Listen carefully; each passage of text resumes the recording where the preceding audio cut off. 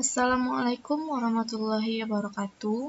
Perkenalkan, kami dari kelompok 7 yang beranggotakan 3 orang. Yang pertama yaitu saya sendiri, Sofina Yulia, BP 18110041. Yang kedua yaitu Dion Jafreli, BP 18110064. Dan yang ketiga ada Giovanni Fernandez, BP 18110076. Baiklah, di sini kami akan mempresentasikan hasil diskusi kami yang berjudul Aset Tidak Lancar menurut PSAK 58. Baiklah, kita langsung saja masuk ke judul presentasi kami. Yang pertama yaitu ada tujuan dari PSAK 58. PSAK 58 yang pertama yaitu kriteria aset tidak lancar dimiliki untuk dijual. Yang kedua, pengukuran aset tidak lancar yang dimiliki untuk dijual atau jumlah nilai yang lebih rendah antara nilai tercatat dan nilai wajar setelah dikurangi biaya untuk menjual. Yang ketiga, penyusutan atas aset tersebut dihentikan.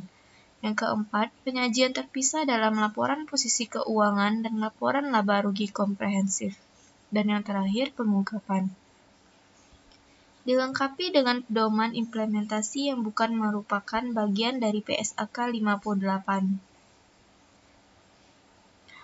Ruang lingkup PSAK 58 yaitu mengatur tentang akuntansi untuk aset tidak lancar yang dimiliki untuk dijual. Yang kedua, penyajian dan pengungkapan operasi dihentikan. Yang ketiga, berlaku untuk seluruh aset tidak lancar yang diakui dan seluruh kelompok lepasan. Yang dimaksud kelompok lepasan yaitu suatu kelompok aset yang dilepaskan dengan dijual atau lainnya, bersama-sama sebagai kelompok dalam transaksi tunggal, dan liabilitas yang berhubungan secara langsung, termasuk aset tidak lancar yang dimiliki untuk didistribusikan kepada pemilik. Pengecualian ketentuan pengukuran yang pertama yaitu ada aset pajak tangguhan pada PSAK 46, aset dari imbalan kerja pada PSAK 24, aset keuangan pada PSAK 55, properti investasi dan fair value model pada PSAK 13, dan hak kontraktual asuransi pada PSAK 28 dan 36. Klasifikasi aset lancar dan tidak lancar berdasarkan PSAK 1, revisi tahun 2009, aset tidak lancar tidak boleh direklasifikasi menjadi aset lancar sampai aset tersebut memenuhi kriteria sebagai aset yang dimiliki untuk dijual sesuai PSAK 58. Klasifikasi aset tidak lancar dimiliki untuk dijual. Aset tidak lancar dimiliki untuk dijual jika jumlah tercatatnya akan dipulihkan sebagai transaksi penjualan daripada melalui pemakaian berlanjut. Syarat yang harus dipenuhi adalah yang pertama, berada dalam keadaan dapat atau tersedia dijual. Yang kedua, penjualannya harus sangat mungkin terjadi atau highly probable. Baiklah, materi selanjutnya akan dilanjutkan oleh Giovanni. Kepada Giovanni dipersilahkan. Klasifikasi aset tidak lancar. Penjualan dikatakan sangat mungkin terjadi jika manajemen berkomitmen terhadap rencana penjualan aset, harga dan waktu, disinsentif untuk prestasi, memulai suatu program aktif untuk mencari pembeli dan menyelesaikan rencana tersebut. Aset harus dipasarkan secara aktif pada harga yang pantas sesuai dengan nilai wajar kininya. Penjualan diperkirakan memenuhi ketentuan pengakuan sebagai penjualan dalam waktu 1 tahun dari tanggal klasifikasi. Tidak mungkin terjadi perubahan signifikan atau pembatalan atas rencana. Klasifikasi aset tidak lancar, keadaan yang dapat memperpanjang periode penyelesaian lebih dari 1 tahun. Penundaan tersebut disebabkan oleh peristiwa atau keadaan di luar kendali entitas. Entitas tetap berkomitmen dengan rencana penjualan. Transaksi penjualan termasuk pertukaran aset tidak lancar dengan aset tidak lancar lainnya atau dengan substansi komersial. Klasifikasi aset tidak lancar. Aset tidak lancar yang akan ditinggalkan tidak diklasifikasi sebagai aset dimiliki untuk dijual. Jumlah tercatatnya akan dipulihkan melalui pemakaian berlanjut.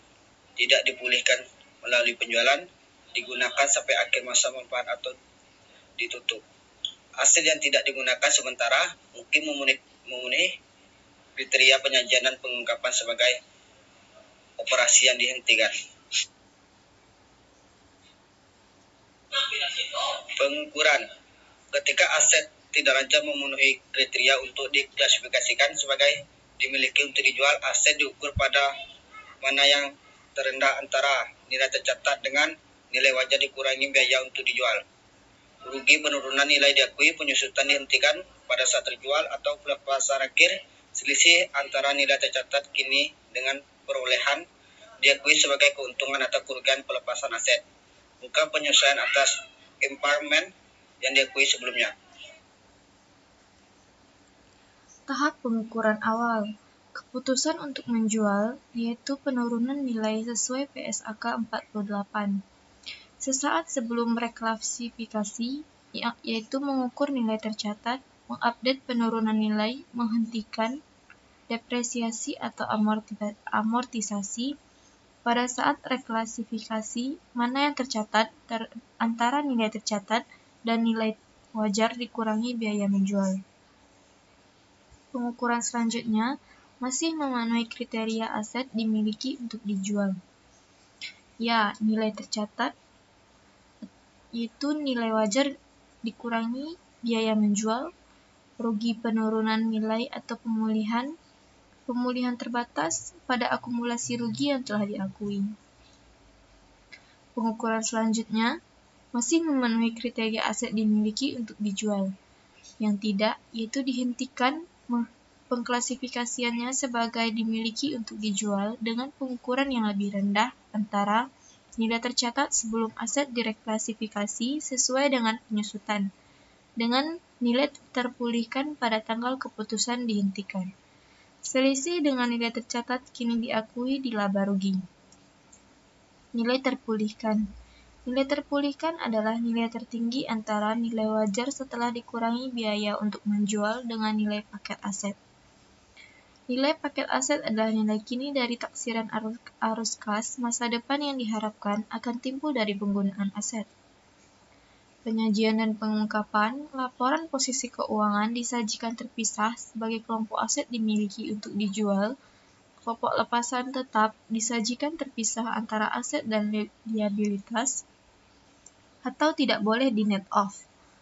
Laporan periode lalu tidak disajikan kembali dengan adanya reklasifikasi ini. Pengungkapan tentang rencana penjualan. Operasi dihentikan. Aset tidak lancar yang dimiliki untuk dijual mungkin mencakup.